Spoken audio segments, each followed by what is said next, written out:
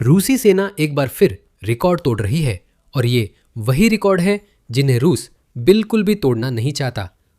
फिर से पुतिन के बहुचर्चित वसंत आक्रमण में यूक्रेन के खिलाफ कुछ बहुत ही गंभीर गड़बड़ हो गई है, क्योंकि मौतों की संख्या ऐसे स्तर पर पहुंच गई है जो हमने पहले कभी नहीं देखी थी। पुतिन ने वाकई में अविश्वसनीय हासिल कर लिया है। वो जीत रहे हैं, पर हारने में जीत रहे हैं। हम बार बार रिकॉर्ड टूटने की बात नहीं दोहराना चाहते, लेकिन रूस के लिए सब कुछ अब हास्यास्पद हो गया है। आइए शुरुआत करते हैं हताहतों से। 2026 के पहले 4 महीनों में रूस ने अपने 1,30,000 सैनिकों को खो दिया या वे घायल हो गए। यूनाइटेड 24 मीडिया की रिपोर्ट के मुताबिक ये आंकड़े रूस के रक्षा मंत्रालय के हैं। ये अपने आप में एक रिकॉर्ड है। रूस का ये स्वीकार करना कि उसकी सैनिकों को झोंक देने वाली रणनीतियां इतनी बड़ी संख्या में हताहतों का कारण बन रही है, ये पागलपन है। सबसे हैरान करने वाली बात यह है कि ये जानकारी यूक्रेन से नहीं बल्कि रूस से मिल रही है, जिससे लगता है कि आंकड़े बदले जा रहे हैं और असली संख्या ज्यादा हो सकती है। साल के 2 वसंत महीनों में भी रूस ने भयावह रिकॉर्ड बनाए हैं, क्योंकि उसने मार्च और अप्रैल के दौरान 70,000 से ज्यादा सैनिक गंवाए हैं। मार्च में रूस ने अपने 35,351 सैनिकों को मौत या घायल होने के कारण खो दिया और अप्रैल में यह संख्या 35,203 रही। अगर आप मार्च में मिलने वाले अतिरिक्त दिन को अप्रैल में जोड़ दें तो संभव है कि यूक्रेन उस रिकॉर्ड को तोड़ देता जो उसने 1 महीने पहले बनाया था। अगर यही रफ्तार रही तो वसंत के पहले 3 महीनों में रूस 1 लाख से ज्यादा सैनिक खो देगा। क्या पुतिन के लिए इससे भी बुरा हो सकता है? हाँ, और आप अभी जानने वाले हैं कि कैसे। आइए हताहतों पर ध्यान दें। युद्ध में हताहत उन सभी सैनिकों को कहते हैं जिन्हें कोई देश खोता है। तो इसमें वे सैनिक शामिल होते हैं जो मारे गए, वे जो इतनी बुरी तरह घायल हुए कि उन्हें युद्ध भूमि से हटा दिया गया, और वे सैनिक जिन्होंने आत्मसमर्पण कर दिया या जो किसी और कारण से लापता हो गए। अक्सर हताहतों में मौत से ज्यादा चोटों का असर होता है। बेलफर सेंटर के अनुसार आधुनिक चिकित्सा और बेहतर युद्ध रणनीतियों के चलते अमेरिका की सेनाओं में युद्ध के दौरान हर एक मारे गए सैनिक पर आमतौर पर 10 से 17 घायल होते हैं। लेकिन रूस की बात करें तो चलिए बस इतना कहें कि इसने घायल से मारे गए के अनुपात के बारे में हमारी आधुनिक समझ को उलटकर एक और रिकॉर्ड तोड़ दिया है। 11 मार्च के एक लेख में कीव इंडिपेंडेंट ने रिपोर्ट किया कि यूक्रेनी खुफिया एजेंसी के अनुसार रूस के अनुमान से उसके हताहत 1.315 मिलियन थे। यह संख्या लगभग उतनी ही है जितनी यूक्रेन उस समय अपने हताहत सैनिकों की रिपोर्ट कर रहा था। लेकिन इन आंकड़ों में असली चौंकाने वाली बात यूक्रेन के राष्ट्रपति वोलोदिमिर जेलेंस्की द्वारा उजागर की गई है। रूसी बलों में मारे गए और घायल हुए सैनिकों के अनुपात में बदलाव दर्ज किया गया है। कुल हताहतों में से 62% मारे गए हैं और 38% घायल हुए हैं, जेलेंस्की ने खुलासा किया। तो चलिए इसे ठीक से समझते हैं। अमेरिका में सबसे बुरे समय में भी हर एक मारे गए सैनिक पर 10 घायल होने का अनुपात दर्ज किया जाता है। पुतिन ने कहा, मेरी वोडका पकड़ो, और रूस को ऐसी स्थिति में पहुंचा दिया जहां हर 2 मरे सैनिकों पर 1 ही घायल होता है। यह बदलाव रूस में कोई नहीं चाहता, क्योंकि इसका मतलब है कि पुतिन की सेना अब ऐसी चोटों से अक्षम होने वालों की तुलना में ज्यादा सैनिक सीधे मौत के कारण खो रही है, जिनसे सैनिक बाद में ठीक हो सकते हैं। ये अपने आप में रूसी सेना में खाली जगह पैदा कर देगा। और एक और बड़ी समस्या है, और एक रिकॉर्ड टूट रहा है जो पहले से ही इस बड़ी समस्या के पीछे छुपा हुआ है। लेकिन उस रिकॉर्ड से पहले हमारे पास एक और रिकॉर्ड है। डोनेट्स्क में रूस की क्षेत्रीय बढ़त अब पहले से कहीं ज्यादा कीमत पर मिल रही है। डोनेट्स्क पर कब्जा जरूरी है ताकि रूस डोनबास पर दावा कर सके, जिसे पुतिन शांति समझौते के लिए यूक्रेन से मांगते हैं। पुतिन के पसंदीदा प्रवक्ता दिमित्री पेस्कोव ने 13 मई को कहा कि यूक्रेन को डोनबास से सेनाएं हटानी चाहिए ताकि शांति वार्ता शुरू हो सके। लेकिन पेस्कोव असल में कहना चाहते थे, कृपया यहां से चले जाओ और हमारे सैनिकों की रिकॉर्ड संख्या में हो रही मौतों को रोक दो। यूनाइटेड 24 मीडिया के अनुसार रूस अब उस स्थिति में पहुंच गया है जहां वह पहले से कहीं कम क्षेत्र के लिए पहले से कहीं अधिक सैनिकों की बलि दे रहा है। अप्रैल में रूस की सेना ने डोनेट्स्क में सिर्फ 53 वर्ग किमी बढ़त हासिल की। यह प्रगति रूस को 25,000 सैनिकों की कीमत पर मिली, यानी डोनेट्स्क में हासिल किए गए हर वर्ग किलोमीटर के लिए रूस को लगभग 470 सैनिक गंवाने पड़ रहे हैं। ये एक भयानक आंकड़ा है। हमारे पास दो गणनाएं हैं जो स्थिति की गंभीरता दिखाती हैं। इसे रूस की पिछले साल की प्रगति से कैसे तुलना करें? मॉस्को टाइम्स के मुताबिक रूस ने युद्ध में अब तक की सबसे बड़ी वार्षिक प्रगति की और यूक्रेन से 5,600 वर्ग किलोमीटर क्षेत्र पर कब्जा किया। ये उतना प्रभावशाली नहीं है जितना कि सबसे बड़ी वार्षिक बढ़त सुनने में लगता है, लेकिन यह अभी भी यूक्रेन के क्षेत्र का केवल 0.94% ही है। अगर नेशनल इंटरेस्ट की रिपोर्ट के अनुसार रूस ने 2025 में 4,15,000 सैनिकों को मौत, चोट या बंदी के रूप में खो दिया, तो क्षेत्रीय लाभ के मुकाबले सैनिकों की हानि का दिलचस्प अनुपात बनता है। 2025 में रूस ने प्रति वर्ग किलोमीटर 74.1 हताहतों की दर से क्षेत्र पर कब्जा किया। ये आंकड़े सिर्फ डोनेट्स्क पर नहीं हैं, लेकिन फिर भी रूस डोनेट्स्क में जितना क्षेत्र 2025 में कब्जा करने के लिए जितने सैनिक खो रहा था, अब उसी क्षेत्र को हासिल करने के लिए 6 गुना से भी ज्यादा सैनिक खो रहा है। ये पुतिन का नया रिकॉर्ड है और डोनेट्स्क में रूस के लिए अभी कितना क्षेत्र कब्जा करना बाकी है, जिससे हालात और खराब दिखते हैं। 8 अप्रैल की एक रिपोर्ट में जब रूस डोनेट्स्क के हर वर्ग किलोमीटर पर केवल 316 सैनिक खो रहा था, यूनाइटेड 24 मीडिया ने कहा था कि डोनेट्स्क के लगभग 6,000 से 7,000 वर्ग मील क्षेत्र अभी भी यूक्रेन के नियंत्रण में है। आइए इन आंकड़ों में हमारे ताजा प्रति वर्ग किलोमीटर हताहत जोड़ें। न्यूनतम अनुमान के अनुसार रूस को डोनेट्स्क के बाकी हिस्से पर कब्जा करने के लिए अपने 2.82 मिलियन सैनिकों को खोना पड़ सकता है, लेकिन अधिकतम अनुमान में ये संख्या बढ़कर 3.29 मिलियन हो जाती है।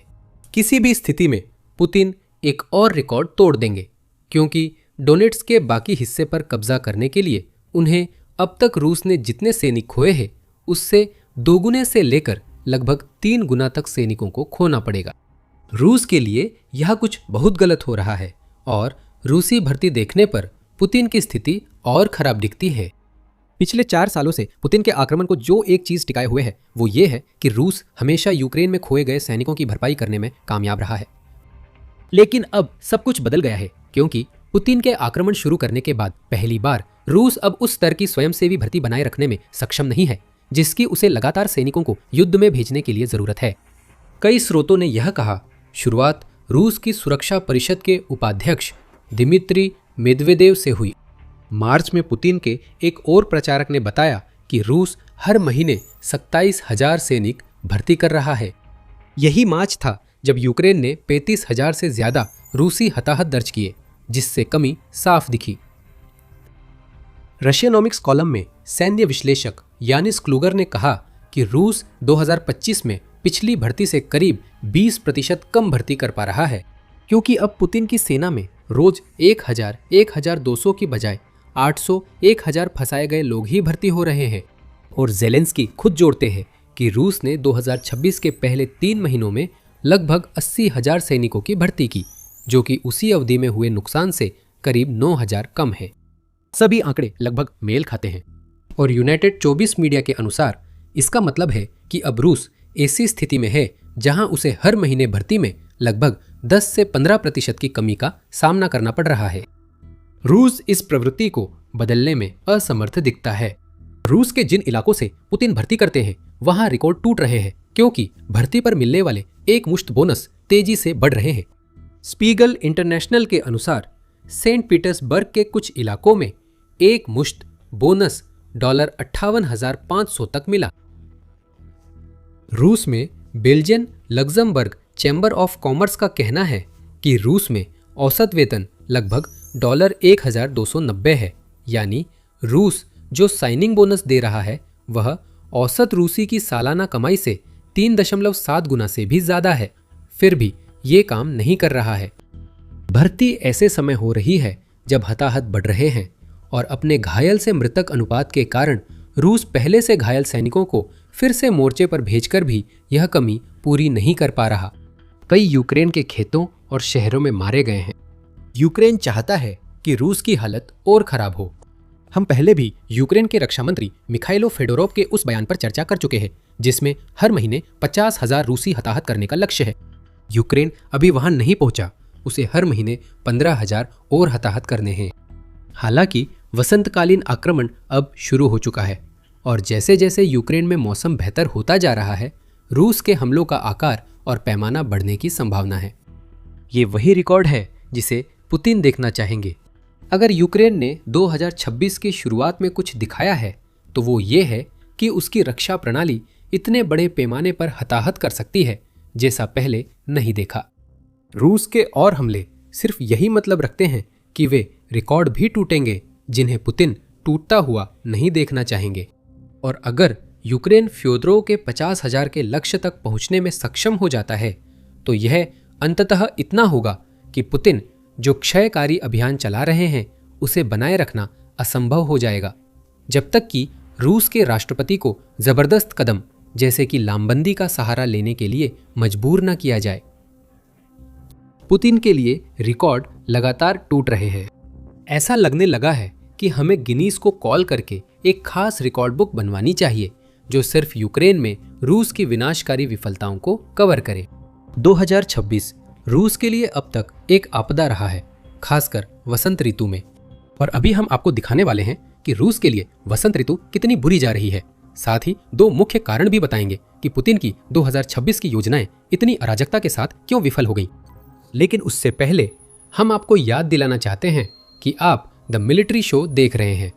ऐसी और भी बहुत सारी चीजें हैं, तो अगर आपको चैनल से कुछ फायदा मिल रहा है तो सब्सक्राइब करें। रूस के लिए यह दुखद वसंत पुतिन के लिए क्या मायने रखता है? टूटे रिकॉर्ड्स उन्हें दुनिया भर में शर्मिंदा करने को काफी हैं, लेकिन अभी जिसकी वह अभी देखरेख कर रहा है वह यूक्रेन में 2023 के बाद से रूस का सबसे बुरा दौर है, खासकर जब रूस 2025 में धीरे धीरे बढ़त की ओर बढ़ता दिख रहा था। याद रखें, 2023 में यूक्रेन ने रूस के खिलाफ जवाबी हमला शुरू किया था। हालांकि वो जवाबी हमला यूक्रेन द्वारा तय किए गए ऑपरेशनल लक्ष्यों को हासिल करने के लिहाज से आखिरकार असफल रहा, लेकिन फिर भी उसने यूक्रेन को कम से कम 1 या 2 महीने के लिए शुद्ध क्षेत्रीय लाभ दिलाने में कामयाबी पाई। अगर वह जवाबी हमला नहीं होता तो 2026 की शुरुआत रूस के आक्रमण में उसके लिए सबसे बुरी रहती। आइए क्षेत्र पर बात करें। यूक्रेन ने दक्षिण में जवाबी हमला कर रूस की स्थिति कमजोर की और पुतिन की डोनेत्स्क योजनाएं नाकाम की है। उस जवाबी हमले ने उस बफर जोन को खत्म कर दिया है जिसे रूस पुतिन की, हम कहने वाले थे आक्रामक, लेकिन अटकती हुई सेना को बचाने के लिए इस्तेमाल करना चाहता था। अब डोनेत्स्क में लड़खड़ाती रूसी सेनाओं को वो बफर जोन नहीं है जिससे सुरक्षा मिलती थी। अब यूक्रेन अपने सैनिक उत्तर भेज सकता है और रूस को वहां संसाधन और सैनिक भेजने पड़ रहे हैं जिसकी पुतिन ने कल्पना भी नहीं की थी। 10 मार्च तक यूक्रेन को 400 से ज्यादा वर्ग किलोमीटर क्षेत्र मिला, यूनाइटेड 24 मीडिया के अनुसार। अप्रैल में भी हमला जारी रहा क्योंकि रूस की गति धीमी थी। यूक्रेन ने रूस के खिलाफ 2023 के जवाबी हमले या अगस्त 2024 के बाद पहली बार क्षेत्रीय बढ़त दर्ज की। अगर अगस्त 2024 में कुर्स्क की जवाबी घुसपैठ को भी शामिल करें, किसी भी नजरिए से देखें, यह 2026 के लिए एक और रिकॉर्ड है जिसे पुतिन नहीं देखना चाहते थे, क्योंकि महीने के अंत तक यूक्रेन 111 वर्ग की मीटी आगे बढ़ गया। हम अब भी देख रहे हैं कि क्या यूक्रेन मई में इस उल्लेखनीय पलटाव को आगे बढ़ा पाएगा। अगर रूस डोनेट्स्क में हर महीने 53 वर्ग किमी की रफ्तार रखता है तो हमारा दाव यूक्रेन पर है।